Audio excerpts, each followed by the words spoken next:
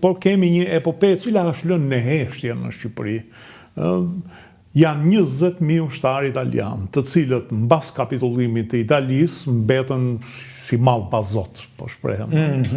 Dhe u strehuan në një mënyrë shumë dashamirëse nga shqiptarët, sepse në qoftë se i kapte Gjermani i niste në kampet e përqendrimit, u strehuan nga shqiptarët 20.000 italianë në për familjet e shqiptarëve, të cilat familje rrezikonin me jetë në qoftë se u kapeshin ata, dhe ndërkohë pati italianë të cilët u bashkuan me Lëvizjen Nacionale Shqiptare dhe dhe themeluan një batalion, në fillim batalioni Antonio Gramsci, pjesë e brigadës Spar Sulmuse, natyrisht kishin edhe specialistë, kishin artiljer, kishin inxhinier që ishin... Por, historiografia italiane i citon këta sikur shqiptarët i përdorën si mish për top. Shikoj, historiografia italiane sot dhe politika italiane sot, për fat të keq, e majt dhe djathtë dhe majtë, në qoftë se dëgjon televizionin italian kur flitet për luftën e dytë botërore, e denoncojnë fashizmin, por vetëm për dy gjëra. Fashizmin e denoncojnë dhe Mussolinin sepse nxori ligjet antisemite kundër hebrejve, nxori ca ligjen 38-ën në presionin e Hitlerit, të cilat u zbatuan pjesërisht, themi jo me egërsin që u zbatuan Gjermani. Dhe e dyta, sepse zhduki opozitën. Do më thënë, kjo është një pamje nga, si thua, nga realiteti, që në histori nuk është gjë e ndershme që ta gjykosh tani nga duhet të hysh në momentin e dhënë. Në kontekstin e kohës. Ama për pushtimin e Shqipërisë, të Malit Zi, të Greqisë, të Abisinisë, krimet në Abisini, që kanë përdorur dhe gazin, ti e di, që ishte ndaluar në luftën e dytë, kanë përdorur dhe... Nuk flet kush, s'flasin as këta majtët, më ka bërë shumë përshtypje. Dhe them tani, ja pse ka dal fashizmi rrezik në Itali sot. Bëhet luftë e madhe, ty ti e di? Po. Ja kupton. Bëhet luftë e madhe, sepse nuk din gjë. Këta 50 vjeçarët që drejtojnë politikën sot nuk janë ushqyer, nuk din se çka ka ndodhur. Përveç interesave që kanë, se ata djathët i din mirë se ku kanë përfunduar baballarët e tyre, se dhe italiani janë marrë goxha këtu. Ashtu dhe kështu që është edhe mosdia këtu, është edhe qëllimisht që nuk flitet. 22.000 të vranë në fakt. Këtu kanë qenë 100.000 ushtari, dashur, kanë qenë 4 divizione. Kanë qenë 100.000 ushtari italian. Ashtu dhe ndodhi kapitullimi do të thënë nuk ka qenë aq paqësore bashkëtesa jonë me italianë. Po nuk dhe e ndan shumë keq, italianë ndan shumë keq me ne. Kanë bërë operacion e verës të 43-shit, krimet që janë bërë atëre nuk janë bërë gjatë 3 vjetët të tjera. Në 43-shin kujtoj vetëm po them një luftë masive që është bërë. Asim Zeneli. Ma ka thënë edhe Kadilli, i cili në fakt është nga Pogradeci me origjinë tregon për masakrat që janë bërë në ato, se ata ishin familje djathtë. Jashtëzakonisht janë sjellur keq, edhe po them ishin gramat e fundit. Mussolini në Korik të 43-shit u arrestua, apo jo? U arrestua, u çua në mal. Sasso Maggiore. Megjithatë, ngelën shumë keq, i dashur, kur u shpall kapitullimi në shtator, u lanë këtu fare pa udhëzime të çorganizuar, pa ushqime, pa një çfarë duhet të bënin, dhe u turrën një pjesë e madhe e forcave italiane, u turrën drejt lindjes për të kapur Ekurudhën, që të shkonin direkt në kampet e nazi, i prisnin gjermanët aty, që ti edhe ashtu ndodhi. I futën në tren nga Nishi, edhe po them që nga Shkupi, Nishi i quan drejt në kampe ata. Një shumicë e madhe e tyre. Të tjerët qëndruan këtu me shpresë që do ktheheshin, do vinin anijet italiane t'i merrnin.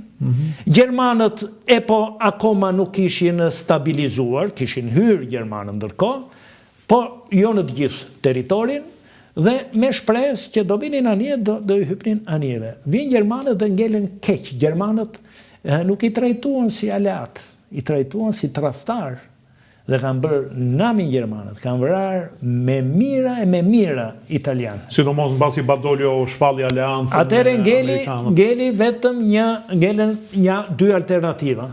E para, ata që s'donin të luftonin, që të strehoheshin për familjet shqiptare, që si që kanë bërë me hebrejt, shqiptarët e kanë bërë dhe me italianët. Po ishin 20.000 italianë, nuk ishin 300 hebrejt. Ishin 20.000 dhe u morën nga familjet e varfëra.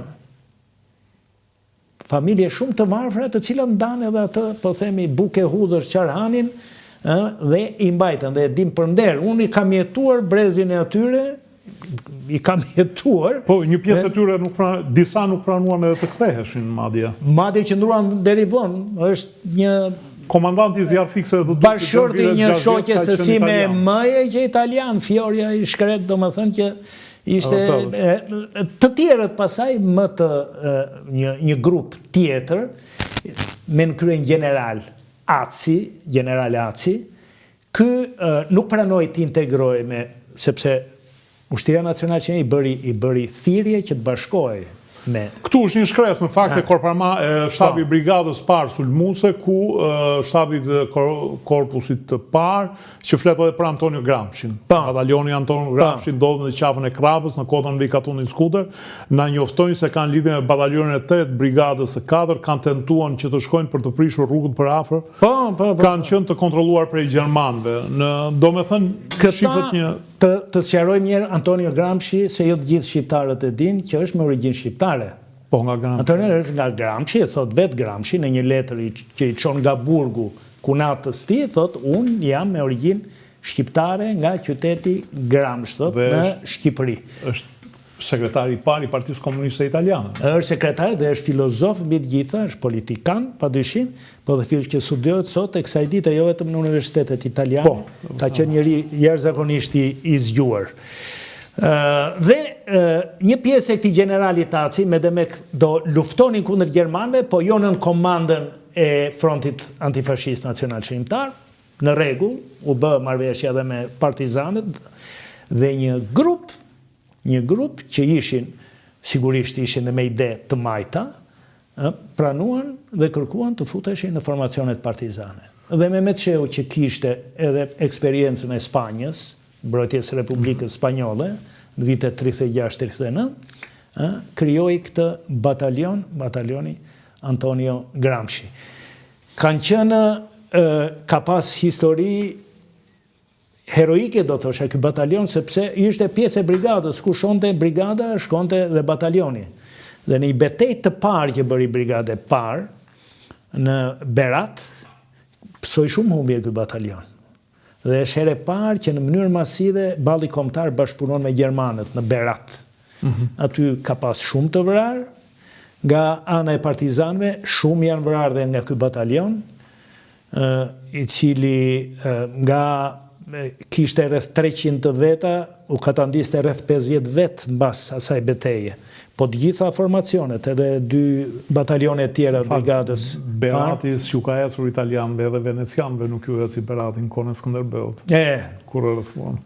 Kështu që pastaj ka peripecite vazhdueshme, domethënë në dimrin e 43-44-s, kanë qenë bashkë me brigadën, kujdes shumë i madh i komandës, po dhe i shtabit përgjithshëm të Ushtrisë Nacionale Shqiptare, veçanti që të ruaj ky batalion, domethënë, të furnizoj, të ruaj, dhe është në letrat që janë të shkruara me dorë nga vetë komandanti i brigadës parë, pastaj divizioni parë që u bë, dhe kanë shkruar faqe të lavdishme, do thosha, dhe komandanti i këtyre, Tercilio Kardinali, është vrarë heroikisht në Çerkenes të Dibrës.